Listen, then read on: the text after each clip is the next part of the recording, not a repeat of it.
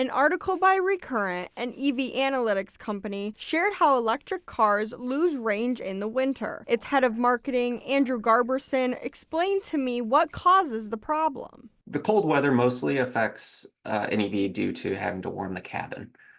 Most of the range loss is because instead of putting all of that capacity to miles, it's pulling some of that battery into the cabin, into the warmer, into the heater. So that's that's where most of the range loss is coming from.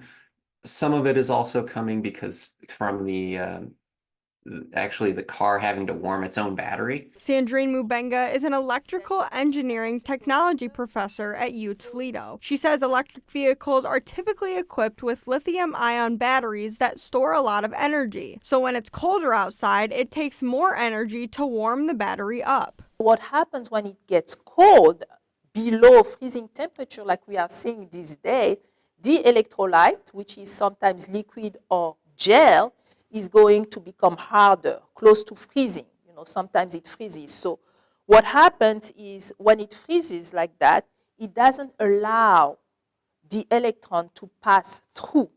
So therefore, you don't have as much charge. So if you have less charge inside the battery, then your range is going to be decreased. So what can you do to improve your EV's range? My two tips for cold weather EV driving are to preheat your car, keep it plugged in and warm the cabin of the car before you leave the house.